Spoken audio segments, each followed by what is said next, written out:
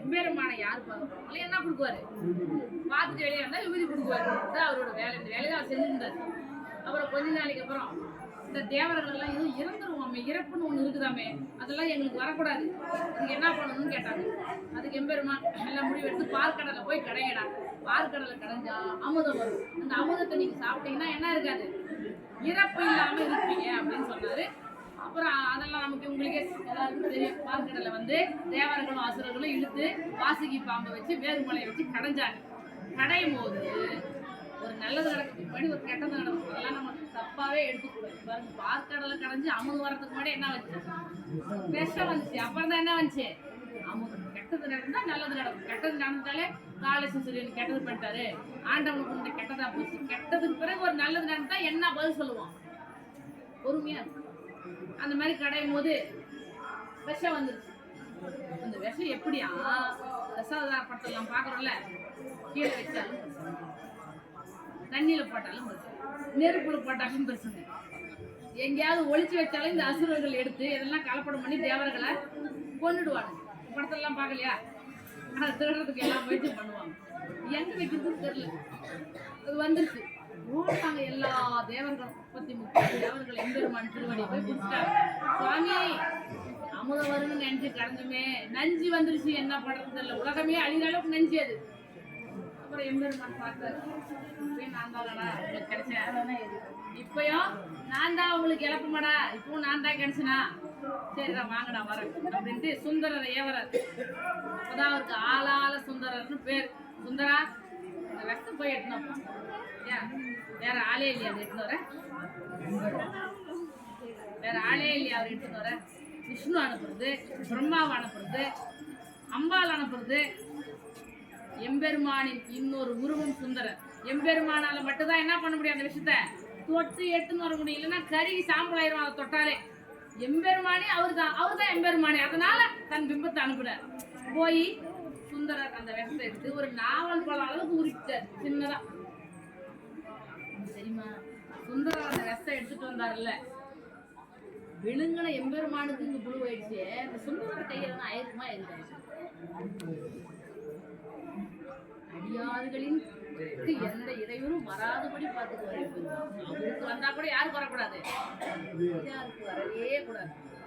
பாவம் சுந்தரம் என்ன பாவம் பண்ணாரு, அவருக்கு ஏன் காயமாகணும், அவருக்கு கையான கருகி போகணும். நம்மளுக்கு தப்பு, கடையை சொல்றது நம்ம தான் சொல்லணும், படைச்சவன் நம்ம தான் அப்படின்னு சுந்தருக்கு எந்த பிரச்சனையும் வராத மாதிரி அருள் பண்ணினார். எடுத்துட்டு வந்து ஒரு நாகப்பழம் உருண்டை கொடுத்தார். இப்போ எங்க வைக்கிறதுங்க, ஏங்க ஒரு பேங்க் லாக்கர்ல வைக்கிறோம் நம்ம ஒரு பொருளை, இல்ல நம்ம வீட்டு லாக்கர்ல வைக்கிறோம், குய் தோட்டி கூட பறிச்சு வைக்கிறோம். இவருக்கு இந்த பொருளை வைக்கிறதுக்கு வேற இடமே கிடைக்கல, தொண்டையிலேயே கொண்டு போய் வைக்கணும். ஒரே ஒரு பருக்கு சோற ஒரு 2 நிமிஷம் தொண்டையில் நிறுத்த முடியல, நமக்கு குறையிருக்கு இல்லையா.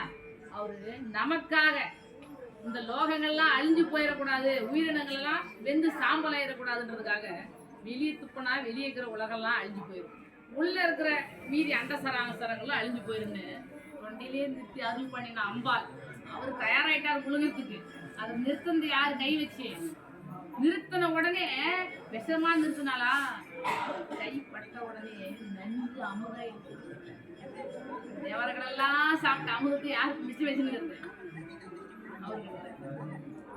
அம்மாவோட திருக்கரம் பட்ட உடனே நஞ்சு அமுதமாக்கினார். இது அபிராமி அந்தாதில் இந்த வரிகள் இருக்கு. நஞ்சை அமுதமாக்கிய பெருங்கருணை அது, சரிங்களா. வந்து அப்படியே அமுக்கி பிடிக்கிறது.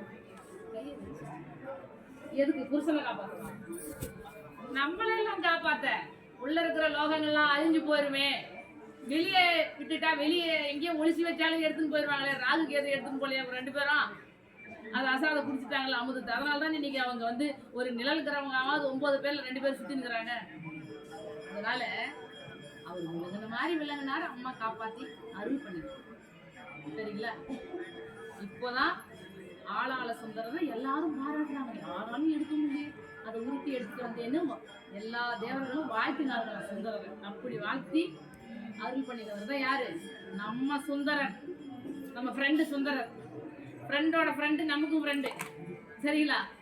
அந்த மாதிரி அருள் பண்ணின சுந்தரரை பார்த்தார் எம்பெருமான். இவனை எப்படியாவது பூமிக்கு. சரி, இன்னொரு விஷயம் என்னன்னா, அதுக்கு முன்னாடியே 2-3 பேர் எம்பெருமானு பாடிட்டாங்க. சிலர் வந்து நமக்கு மாணிக்க வாசகரோட வாழ்ந்த காலம் 3ஆம் நூற்றாண்டு, சிலர் 9ஆம் நூற்றாண்டுன்றாங்க. அவர் 3ஆம் நூற்றாண்டுல வாழ்ந்திருந்தாருன்னா 3 பேர் பாடிட்டாங்க. யாருக்கு முன்னாடி? சுந்தரருக்கு முன்னாடி. அவர் 9ஆம் நூற்றாண்டுல வாழ்ந்திருந்தாருன்னா 2 பேர் பாடிட்டாங்க. எம்பெருமானா எல்லா மாதிரி அப்பர் சாமியும் 49,000 பாட்டு பாடிட்டாரு. ஞான சம்பந்தர் 16,000 பாட்டு பாடிட்டாரு. இன்னும் அவர் பாடுறதுக்கு எதுக்கு ஆளு பூமிக்கு? சுந்தரர் ஏன் வந்தார்? அப்போ காரணம் என்ன தெரியுமா? என்ன பாடிட்டாங்க எல்லாரும், என்னையே நம்பிக்கிறானே அடியார், அவனை யார் பாடுறது? அடியார்களை பாட வேண்டும் என்பதற்காக இவனை எப்படியாவது பூமிக்கு திறக்கணும். பூமிக்கு வந்து பிறக்குன்னா என்ன வேணும்? வினை வேணும். வினையை ஏற்பாடு பண்ணுவாரா இல்லையா? ஒருத்தன் அனுப்பணும்னு முடிவு பண்ணிட்டா என்ன பண்ணுவாரு? வினை செய்ய வைக்கிறது அவரு தான். ஒரு தப்பு நம்ம செஞ்சாலும் அது காரணம் யாரு? அதெல்லாம் முழிச்சுக்கிறோம்னா அது பெரிய விஷயம். வினையை செய்ய வைக்கிறார். என்னம்மா வினை? எதனா திருப்பிட்டாரா கைலாயத்துல? இன்னும் அந்த திருவாட்டை தூக்கிட்டு வந்துட்டாரா அப்படின்னா, கைலாயத்துல ஒரு முறை வினையை அவர் பண்ண வைக்கிறதுக்காக முடிவு பண்ணிட்டார் எம்பெருமான். சுந்தரா நீ போய் பூ பறிச்சுமா போ பூஜைக்கு அப்படின்னு அனுப்பிட்டாரு. மலர் தொடுத்து போடணும்ல, போய் அறுத்துன்னு வாடான்னு அனுப்பிட்டார். இவரு நந்தவனத்துக்கு போனார் பூ பறிக்கிறதுக்காக. அங்க போய் பூ பறிக்கும் போது 2 பொண்ணுங்க அங்க இருக்கிறாங்க. அவங்க அம்பாளுக்கு உதவி செய்யக்கூடிய பொண்ணுங்க 2 பேர், கமலினி அதிநிதி. அவங்க 2 பேரும் அங்க பூ பறிக்கிறாங்க. காமனை எரிச்ச அந்த கைலாயத்துல ஒருத்தனுக்கு காமம் வரலாமா? இந்த சுந்தரருக்கு வந்துச்சு. அவனும் மனசுதானே, எம்பெருமானோட திருவுருவனா இப்ப எப்படி இருப்பாரு? அப்படிதான் இருப்பாரு அவரும்.